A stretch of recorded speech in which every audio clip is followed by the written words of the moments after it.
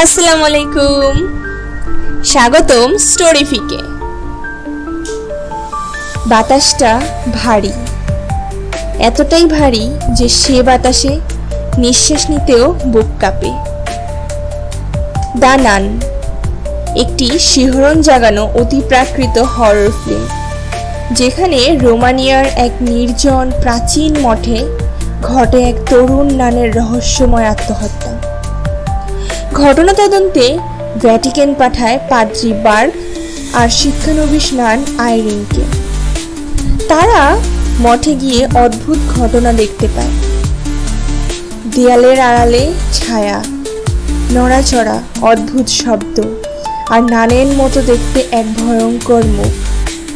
আসলে এটি ভ্যালিক নামের এক শয়তানি দানব, যে মূলত নানের রূপ নিয়ে মানুষের জগতে ঢুকতে চায়।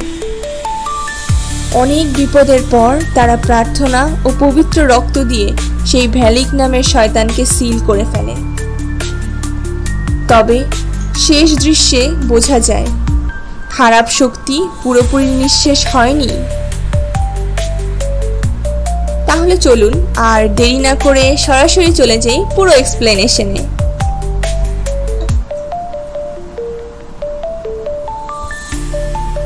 এই ঘটনার সূত্রপাত 1952 সালের রোমানিয়ার স্টেট কাটিতে। ওই দিনের রাতটি ছিল একদম ঘন কুয়াশার ঘেরা। কনভেন্টের ভিতরে এক পরিত্যক্ত গোপন পথ ধরে এগিয়ে যাচ্ছিল দুজন নান। তারা কোনো এক বিষয় নিয়ে খুবই চিন্তিত ছিল। হাঁটতে হাঁটতে তারা একটি রুমের কাছে পৌঁছায়। দরজায় স্পষ্ট রোমানিয়া ভাষায় লেখা ছিল, ঈশ্বরের সঙ্গ এ পর্যন্তই। সিস্টার জেসিকা অন্য সিস্টারকে বাইরে অপেক্ষা করতে বলে ভিতরে প্রবেশ করে এবং কিছুক্ষণের মধ্যেই এক ভয়ঙ্কর চিৎকার শোনা যায়। রক্তাক্ত অবস্থায় জেসিকা বাইরে এসে ভিক্টোরিয়ার হাতে চাবি ধরিয়ে দিয়ে বলল, তুমি জানো কি করতে হবে, তাড়াতাড়ি দরজা বন্ধ করে দাও। এই শয়তান পৃথিবীতে আসতে চায় এবং এর জন্য তার একটা শরীর প্রয়োজন, আর এইটা কোনো মতেই হতে দেওয়া যাবে না। কথাটা বলতেই তাকে কোনো এক অজানা শক্তি ভেতরে টেনে নিয়ে যায়।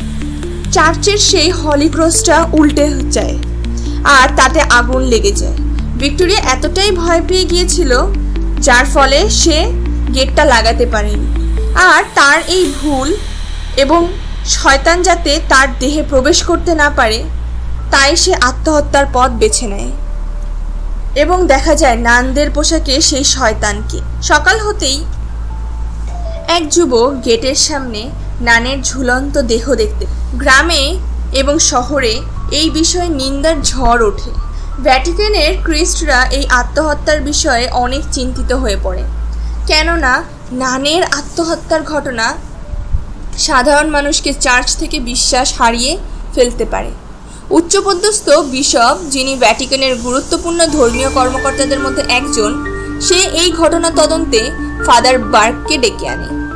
তাদের কাছে এই নানের আত্মহত্যা খুবই সন্দেহজনক মনে হচ্ছিল, কারণ এটা নিয়ে সাধারণ মানুষে অনেক গুজব ছড়িয়ে আছে। এই তদন্তের জন্য ফাদারের একটা মেয়ে দরকার ছিল, কারণ কনভেন্টের ভেতরে ছেলেদের প্রবেশ নিষেধ। তাই বিশপ তাকে একজন সিস্টারকে সাথে নিয়ে যেতে বলে, যার নাম ছিল আইরিন।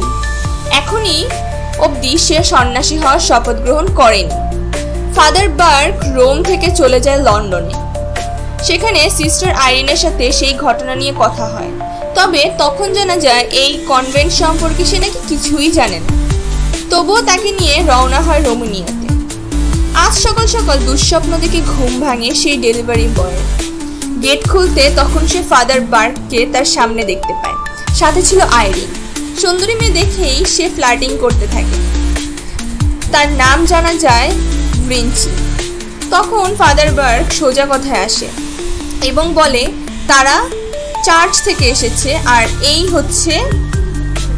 অ্যাবি সম্পর্কে জানতে চায়। ব্রিঞ্চি যখন জানতে পারে আইরিন একজন সিস্টার, তখন সে তার ব্যবহারে লজ্জা পায়। ব্রিঞ্চির কাছ থেকে জানা যায় সে এই অ্যাবের জন্যই কাজ করে এবং প্রতিদিনের মতোই নিত্যদিনের খাবার সামগ্রী ডেলিভারি করতে গিয়েই সে এই ঘটনার সম্মুখীন হয়। ফাদার বার্গ সেখানে যেতে চাইলে সে বলে এই গ্রামে অ্যাবের নাম কেউ শুনতেই চায় না।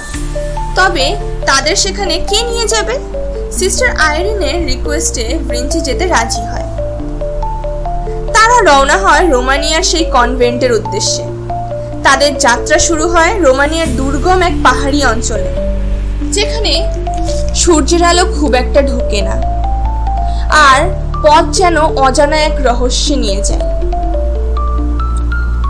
চারিদিকে অরণ্যের গাছ আর গা ছমছমে নীরবতা।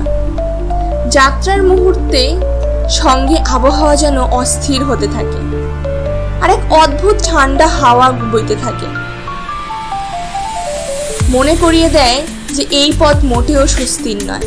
পথে ভিঞ্চি সম্পর্কে জানা যায় সে ফ্রান্স এবং ক্যানাডিয়ান মিক্সড। তার পরিবার এখানে এসেছিল দ্বিতীয় বিশ্বযুদ্ধের সময় স্বর্ণের খোঁজে। এরপর ফ্রান্সে তার ফিরে যাওয়া হয়নি। এখানেই কনভেন্টের হয়ে টুকটাক কাজ করে।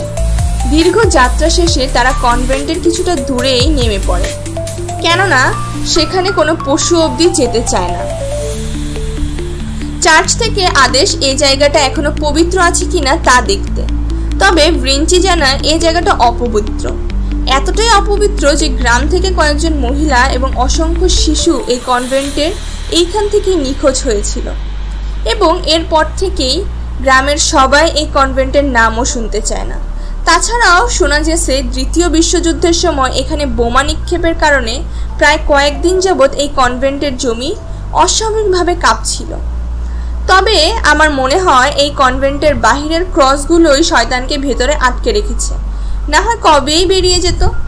তাছাড়া গত কয়েক বছর ধরে এখানে ডেলিভারির কাজ করছি, আজ অবধি এখানে কোনো নানকে দেখিনি, কিন্তু এই প্রথমবার কাউকে দেখলাম।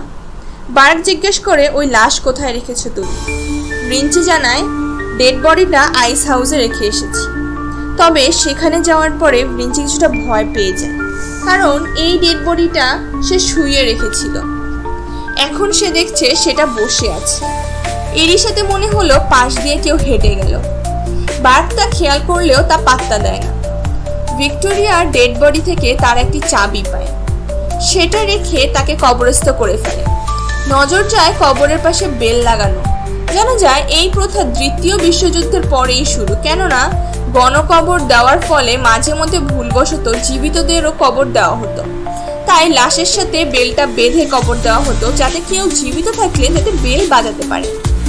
তারা সেই আত্মহত্যার ঘটনাস্থলে গেলে দেখতে পায় রক্তটা এখনো সতেজ, অথচ মৃত্যু হয়েছে আরো কয়েকদিন আগেই।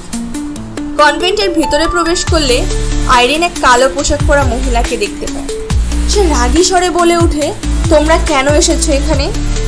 সে তার কাছে পরিচয় দেয়, আমি অ্যান্থনি বার্গ, আর এ হচ্ছে সিস্টার আইরিন। সে মহিলাটি জানায় সে মাদার সুপিরিয়র, মানে এই কনভেন্টের হেড। তবে চমকে দিয়ে সে আইরিনকে উদ্দেশ্য করে বলে, তুমি কেন এসেছো এখানে, যে কিনা এখনো অবধি শপথ পর্যন্ত গ্রহণ করেনি? ফাদার বার্গ জানায় কিছুদিন আগে এখানে একটি নানের আত্মহত্যায় ভ্যাটিকানের ক্রিস্টরা বেশ চিন্তিত, তাই আমাদের এখানে তদন্তের জন্য পাঠানো হয়েছে। তবে মাদার সুপিরিয়র তা জানে না, তাই ভিঞ্চি বলে বাইরে আমরা তার মৃতদেহ পেয়েছিলাম। কিন্তু আগ বাড়িয়ে মাদার জানায়, তো কাকে জিজ্ঞেস করে এই নানকে কবর দিয়েছ? তার এই রাগান্বিত মেজাজ দেখে বার্গ ভিঞ্চিকে একটু বাহিরে যেতে বলে। সে জানায় আজকে কোনো কথা বলতে পারবে না, প্রেয়ার্সের সময় হয়ে যাচ্ছে। তাদের যাবতীয় সব প্রশ্নের উত্তর তারা কাল পেয়ে যায়। আচ্ছা, আরেকটা জিনিস বলি, এখানে অ্যাবি হচ্ছে যেখানে নানরা থাকে, এবং সেখানে বাইরের প্রবেশ একেবারেই নিষিদ্ধ, সে হোক ছেলে বা সে মেয়ে। একমাত্র যারা ঈশ্বরের রাস্তায় সারা জীবনের জন্য সংসার, সম্পত্তি, ধর্ম এবং পরিবার ছেড়ে নিজেকে ঈশ্বরের কাছে উৎসর্গ করে, শপথ গ্রহণ করে, তারাই এখানে আসতে পারবে। তবে মাদার জানায় অ্যাবির মধ্যে একটা লঞ্চ আছে, তোমরা আজকের রাতটা এখানেই কাটাতে পারো। তারা সেই লজে গিয়ে পৌঁছায় এবং ভিঞ্চিকে বলে, তোমার গ্রামে যেতে বেশ দেরি হয়ে যাবে, রাস্তাও বেশি একটা নিরাপদ নয়, এর থেকে বরং তুমি এখনই রওনা দাও। কনকনে শীতের রাতে হারিকেন নিয়ে গন্তব্যে এগিয়ে চলল। সে নজর কাড়ল এক ঘন কুয়াশার মাঝে এক নানকে দাঁড়িয়ে থাকতে দেখে। সে জিজ্ঞেস করে জানতে চায় ওখানে কে, কিন্তু কোনো সাড়া নেই। একটু কাছে পৌঁছাতেই সে লক্ষ্য করে সেই নান ফাঁস দেওয়া দড়ি নিয়ে হেঁটে চলেছে। মুহূর্তের মধ্যেই তা হাওয়ায় মিলিয়ে যায়। ভিরেনজি ঠান্ডায় ও ভয়ে মনকে বোঝাতেই পারছিল না সে কি দেখে। তারপর কি হলো, কি এমন হলো যাতে বদলে গেল তাদের সবার জীবন, সেটা জানতে পারবো আমরা দ্য নান মুভির দ্বিতীয় পর্বে। কাহিনীটি কেমন লাগলো সেটা কমেন্টে জানাতে ভুলবেন না। আর এমন আরও ভৌতিক ঘটনা জানতে হলে চ্যানেলটি সাবস্ক্রাইব করে বেল আইকনটি অন রাখুন। ধন্যবাদ। আল্লাহ হাফিজ।